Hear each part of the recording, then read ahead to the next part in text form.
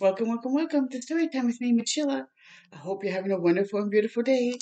Today's story is called William Still and His Freedom Stories, the father of the Underground Railroad. Oh, I'm so happy to read the story because this is new to me. So let's get into it and learn. The story begins at a time when the United States was split in two. In the North, black people were free. In the South, they were enslaved by whites.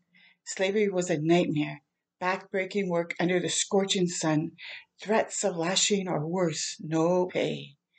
Children were separated from their mamas and papas, brothers and sisters sold away at auction, never to be seen again. Oh, that's not nice at all. Sometime during the 1700s, Livin and Sidney Steele were held captive on a Maryland farm, forced to work. Their four children were too, and the family yearned to live free. See, really hard work, not treated properly.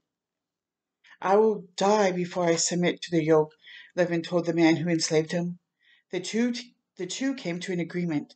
Levin was allowed to work over hours, actually receiving a small income with the money he earned. Levin purchased his freedom, but freedom wasn't always fair, especially to black people. Could a free black man remain in the South? Levin must have wondered. Might he be enslaved again? Not chancing that, Levin bid his family goodbye with a plan to return to rescue them later. In a blink, he bolted north. Sydney wasn't so fortunate. There was no opportunity for her or the children to purchase their freedom. They remained behind, still enslaved, a separation Sydney could not endure. Torn and tormented, she whispered a parting prayer for her two boys, who were big and strong enough to fend for themselves. Then she escaped with her two girls. Oh my goodness, that must be so heartbreaking. Mm. Sydney reunited with her husband in the pine woods near Washington Township, New Jersey. Now they were together, free as the wind. They changed their last name from Steele to Still to throw slave catchers off. Their new life was good, but living ached like an open sore. Livin and Sydney longed for their two sons they had left behind. Over the years, the family grew. Now there were 15 children, 15 mouths to feed. Oh, how they struggled. Money was tight. Food was scarce. Shoes, if any, were hand-me-down. In 1821, the youngest child was born. Sunlit eyes, mahogany skin. They named him William, and he grew quick as a reed. 8 years later, a neighbor was attacked late one night. The man had once been enslaved in the South.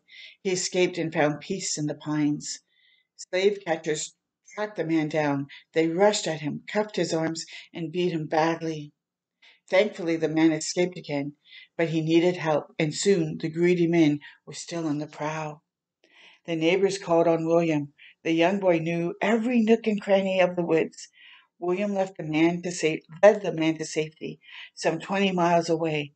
The experience defined the rest of his life. I bet. Look at him leading the man to safety. Wow. It must have been scary too, but also felt probably good. William's father ruled the roost. His rules. Chores were the priority. Education was not. Schooling had to wait for rainy days, when the ground was too soggy for work.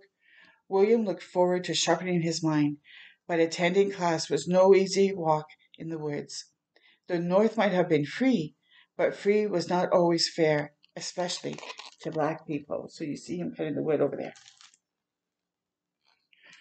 One day, on the walk home after school, white kids pushed William over the side of the bridge, and they laughed. William plunged into the water.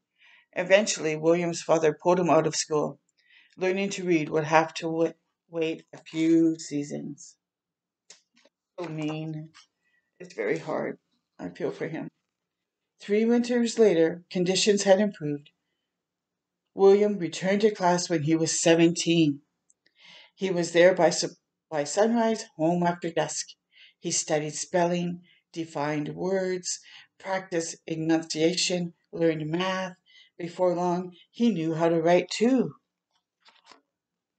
On a wintry evening, warmed by a fire, William grasped his favorite newspaper, The Colored American, an anti slavery newspaper. It was owned and published by black people. They published stories that protested discrimination against black people in the North. They printed stories that encouraged the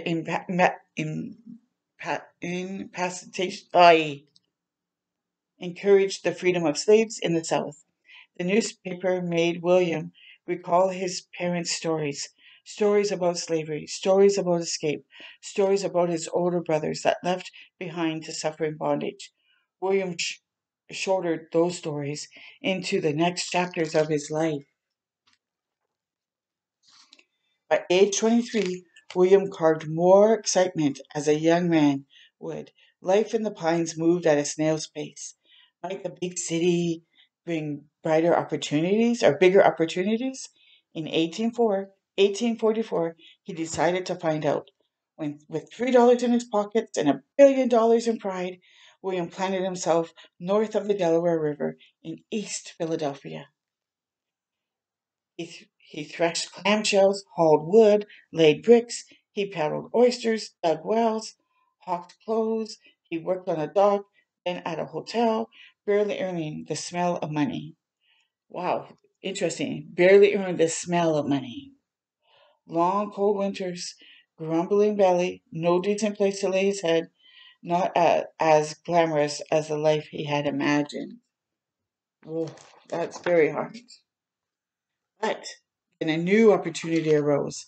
The Pennsylvania Anti Slavery Society needed an office clerk. The pay was disappointingly low, but the job might lead William straight to the most prominent anti slavery organizers in the area. With a foot in the door, maybe he could help enslaved people escape from the South. Reluctantly, he accepted the job. I go for liberty and improvement, William wrote in a letter to his new employers. In his in his new job, William sorted mail, emptied trash, swept office floors until his arms ached. Not quite what he had hoped. William's employers were doing the work he hoped to do. They were abolitionists who spoke loudly against slavery. They sponsored meetings, signed petitions, and published newspapers. William worked hard behind his office door duties. He earned his employers' trust, gained their respect, their loyalty, and he climbed higher and higher until one day he became the manager. At that time, freedom seekers were drawn to Philadelphia like a magnet. It was the nearest free city to the slave-holding South. They arrived daily by the dozens, passengers on a secret network called the Underground Railroad. Freedom-seeking men and women, young and old and in between, running, hiding, praying. They traveled from house to church, river to swamp, stop to stop to stop. It was a dangerous, top-secret journey from slavery to freedom. The passengers who arrived in Philadelphia were tired. They were sick and hungry, cut up, broken, marred and maimed, frantic, fearful, and fed up, but hopeful. William sought these travelers out and welcomed them into his home, which was now a station on the Underground Railroad. One evening, an unexpected passenger arrived at his office. The man was middle aged, stooped back, furrowed brow, threadbare clothes. His name was Peter. He was looking for his mother, his family. Peter recounted his story. William listened in awe. Turned out, Peter had been enslaved in the South for more than 40 years. He'd gotten away. Now he wanted to find his family who had escaped before him. Peter recalled the names of his parents, Livin and Sidney. He named one of his brothers, Levin. William was thunderstruck. Could this man be his Peter? His long lost but never forgotten older brother? See, there he is. Yes, he was. But Peter was confused by William's news. Was this some kind of trick to capture him and return him to the South? He needed some convincing. So Peter didn't believe that this was younger brother because he didn't know about him. From a mother who looked just like him. Peter's story was sad, tragic, miraculous, and extraordinary, and Peter's story restored his family. Could other people's stories reunite other families torn apart by slavery? From that point forward, William recorded every detail about every freedom seeker who passed through his home or office. He recorded their names, ages, boy or girl, man or woman, the hue of their skin, like copper, chestnut, dark brown, who had enslaved them, where did they come from, where were they going. It wasn't his job to do so, but William thought these written records might help someday. William's hard work didn't go unnoticed. He climbed higher and higher at the Anti-Slavery Society, becoming the leader of a committee assigned to help freedom-seeking people. William corresponded with other agents on the Underground Railroad, and he conducted interviews, counted money. He planned the rescues of freedom-seeking people, but his work didn't stop there. I'm glad he took account of their records. William also recorded the stories of people seeking freedom on his line of the Underground Railroad. In many ways, this was his most important work. William and Ellen Craft, a married couple, escaped slavery in Georgia. Trailing on first-class trains, they stayed in the best hotels and dined with the steamboat captain, all in disguise. Fair-skinned Helen passed as a white man, and her husband pretended to be a slave. So see, so this is actually um, this is William, and this is his wife Ellen, who is light-skinned and dressed up like a man, so that they could escape the South. A man enslaved in Virginia climbed into a wooden crate and had himself shipped 28 hours to freedom, earning the name Henry Box Brown. Could you imagine being shipped in a box? And on several nights, freedom-seeking people passed through William's line of the Underground Railroad network, led by Harriet Moses Tubman herself, who had gone into the belly of the South to rescue them. William's committee provided them with money and replaced their worn shoes. See, there's Harriet Tubman. William's work grew 2, 3, 4 times as long. His records helped reunite families torn apart by slavery to find each other once they found freedom. But when enslaved people escaped, their southern enslavers lost money and they demanded new laws. In 1850, the Fugitive Slave Act was enacted. It required the return of runaways who had been captured, even if they had found their way to freedom. People living in free states where slavery was outlawed were forced to cooperate with the law or be brutally punished. The fugitive slave law resulted in the kidnapping of free black people by greedy slave catchers and federal agents. No black person, free or not, north or south, were safe. William's work now put him in great danger.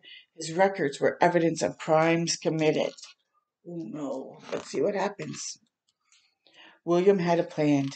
He bundled his records, all those stories, and placed them where no one would think to look, in the back of a cemetery, inside a dark vault, among the rats and the dead.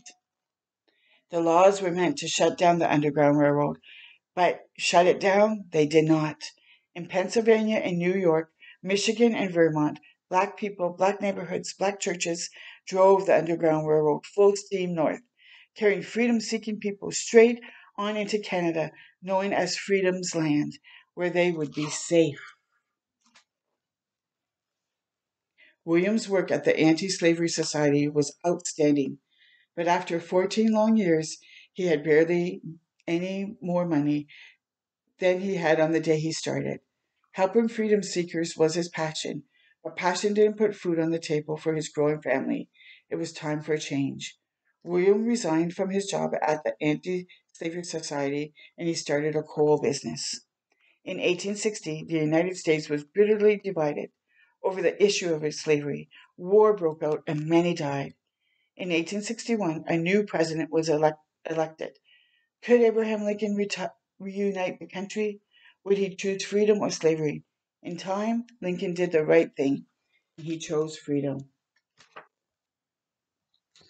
William's coal business thrived in the shadow of the Civil War. By the 1870s, he was one of the richest black men of his time. But even now, life was still not always fair, especially to black people. William used his power and influence to help. Black children had been excluded from the YMCA, so William helped start a branch for them. Black people had been forbidden for riding Philadelphia's city streetcars, so William protested and won.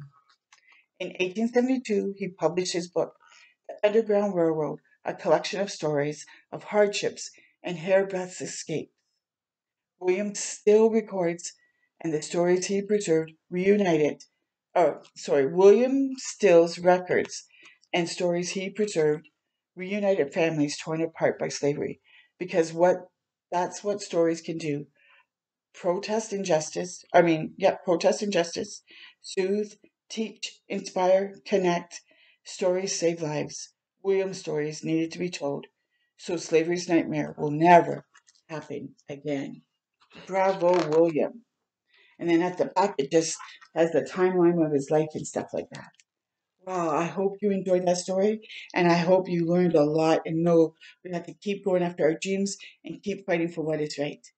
Until next time with me, Miss Sheila, I hope you have a great day and keep shining your bright light. Bye for now.